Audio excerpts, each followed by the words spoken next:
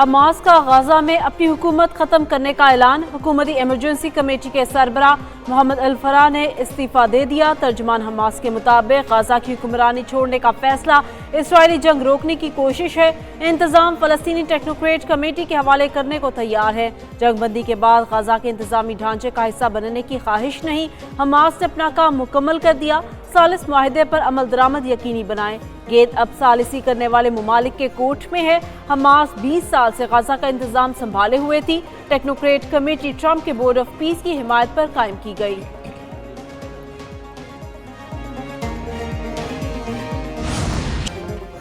بلاول بھٹو کی سنتاس معاہدے کی یک طرفہ معطلی پر مودی سرکار کو للکار۔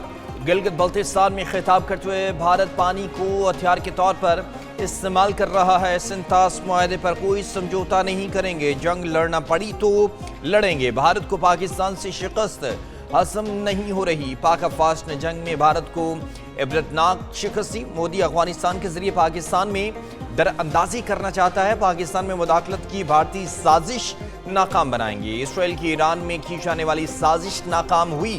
پاکستان کی حفاظت کے لیے ہر حد تک جائیں گے۔ جی بی اور آزاد کشمیر پر پرانی تنخواہ پر چلنے کو تیار نہیں ہیں۔ آئینی حقوق دینا پڑیں گے۔ عوامی خدمت کے لیے اپوزیشن کے ساتھ مل کر کام کریں گے۔ کچھ جماعتوں نے الیکشن میں حصہ نہ لینے کا فیصلہ کیا، جو افسوسناک ہے۔ سنتاس معاہدے کا تحفظ ہر قیمت پر یقینی بنایا جائے گا۔ وزیر اطلاعات عطا اللہ تارڑ کا ایکس پر بیان لکھا۔ بھارت کی جانب سے معاہدہ معطل کرنے کی یک طرفہ کوشش قانونی حیثیت نہیں رکھتی۔ ٹویٹی معطل کرنے کی کوشش ناکام، عالمی سطح پر شرمندگی کا باعث بنی۔ بھارت کا اقدام سنتاس معاہدے اور بین الاقوامی اصولوں کی خلاف ورزی ہے۔ پانی ہماری لائف لائن ہے، اپنے آبی حقوق کا ہر قیمت پر دفاع کریں گے۔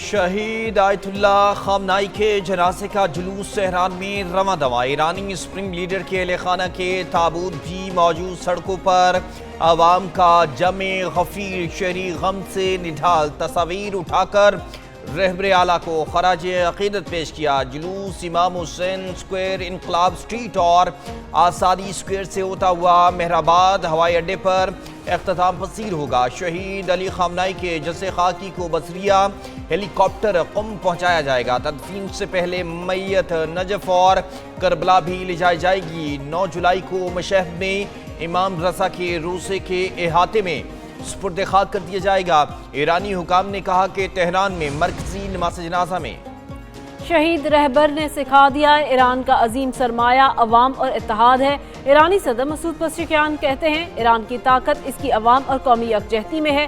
اتحاد، ہمدردی اور خدمت سے ایران کی ترقی کا سفر جاری رہے گا۔ اللہ کے لیے متحد ہو کر کھڑے رہنے کا وقت ہے۔ عوام کی خدمت ہی ایران کے وقار اور عظمت کی ضمانت ہے۔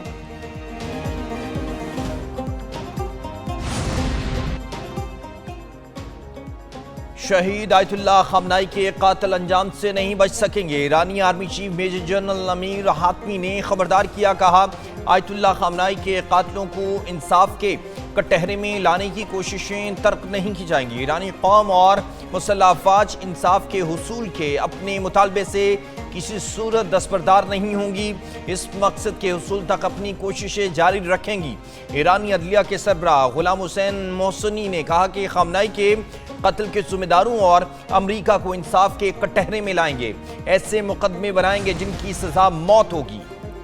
گروپ کیپٹن عاصم طارق قتل کیس میں پیش رفت ملزم سعد عباسی کو 14 روز کے لیے شناخت پریڈ پر جوڈیشل لاک اپ پر بھیج دیا گیا۔ جج ابو الحسنات ذوالقرنین کا ملزم سے استفسار، پوچھا کیوں کیا یہ کام؟ ملزم نے کہا میں لڑکی کے ساتھ تھا، بندہ آ کر ہمیں ڈسٹرب کر رہا تھا۔ جج نے پوچھا کیا اچھا کام کر رہے تھے جو ڈسٹرب کیا؟ تفتیشی آفیسر نے کہا ملزم سعد عباسی کو شناخت پریڈ پر بھیجنا ہے۔ پروسیکیوٹر نے کہا کیس میں 2 چشمدید گواہ بھی ہیں۔ ملزم سعد عباسی کو 20 جولائی کو عدالت دوبارہ پیش کیا جائے گا۔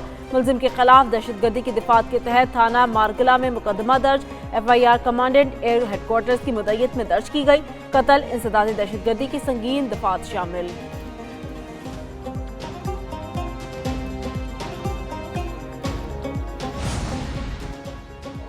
گروپ کیپٹن عاصم کو شہید کرنے والا ملزم کیسے پکڑا گیا؟ تفصیلات سامنے آ گئیں۔ پولیس نے ہائی پروفائل کیس میں سیف سٹی کیمروں سے مدد لی۔ گروپ کیپٹن عاصم کو 9mm سے گولی مارنے کے بعد मुलजिम साद फरार हुआ। मुलजिम ने दोस्त की फार्मेसी पर बैग रखा और दुकान से नई शर्ट खरीदी। बाइक राइडर ने बताया फैजाबाद इंटरचेंज पर स्काईवेज के पास ड्रॉप किया।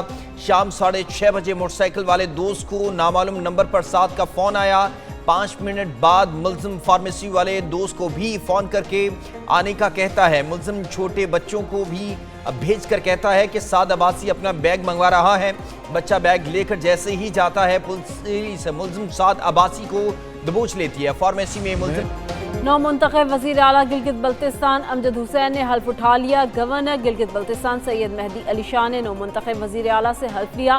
बिलावल भुट्टो जरदारी की भी तकरीब हल्फ बर्दारी में शिरकत। नौ मुंतखब वज़ीर आला ने कहा गिलगित बल्तिस्तान की आवाम ने पीपल्स पार्टी का साथ दिया। निगर दयामर से भारी मैंडेट मिला। नौजवानों ने बढ़ चढ़ कर इलेक्शन मुहिम में हिस्सा लिया। Chairman peoples party Bilawal Bhutto की गिलगित बल्तिस्तान में यादगार शहदा पर भी हाजिरी फातिहा ख्वानी की।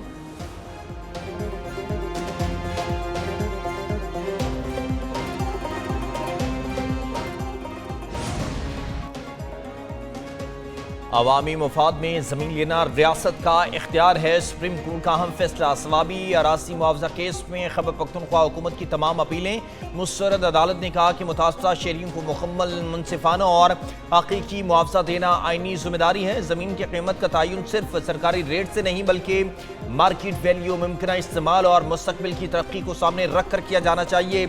अगर ज़मीन के हुसूल के अमल में ताख़ीर हो तो उस दौरान कीमतों में इजाफे और अफरात ज़र को भी मुआवजा तय करते वक्त मद्देनजर रखा जाए। सिर्फ सरकारी रेट पर मुआवजा मुकर्रर नहीं किया जा सकता।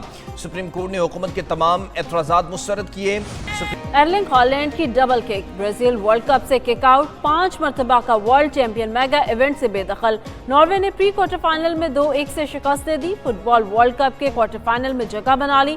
नॉर्वे के स्टार फुटबॉलर एर्लिंग हॉलैंड ने 2 बार गेंद को जाल में फेंका। ब्राजील की जानिब से वाहिद गोल नेमार ने किया। नॉर्वे की टीम फीफा वर्ल्ड कप की तारीख में पहली बार क्वार्टर फाइनल में पहुंची। इंग्लैंड ने मेक्सिको को 2 के मुकाबले में 3 गोल से शिकस्त दे दी। बारिश के बायस मैच ताखीर से शुरू हुआ। इवेंट में एम्बापे, मेसी और हॉलैंड 7-7 गोल्स के साथ सरफहरिस्त।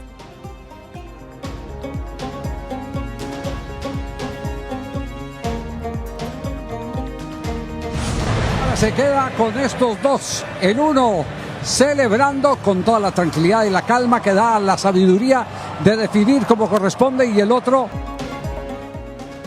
नॉर्वे से शिकस्त पर झटका। नेमार का रिटायरमेंट का ऐलान। स्टार फुटबॉलर ग्राउंड में फूट फूट कर रो पड़े। साथी खिलाड़ी नेमार को हौसला देते रहे। जज्बाती लम्हों ने नेमार के मदाहों को भी अफसुदा किया। रिटायरमेंट पर नेमार बोले, मैंने पूरी कोशिश की। ये सब यहीं इसी स्टेडियम से शुरू हुआ था और मैंने यहीं उसका इख्तिताम किया। अब ये सब खत्म हो चुका है। 34 साल नेमार ने ब्राज़ील के लिए अपना पहला मैच 10 अगस्त 2010 को खेला था। नेमार ब्राज़ील के सबसे ज़्यादा 80 गोल स्कोर करने वाले खिलाड़ी हैं।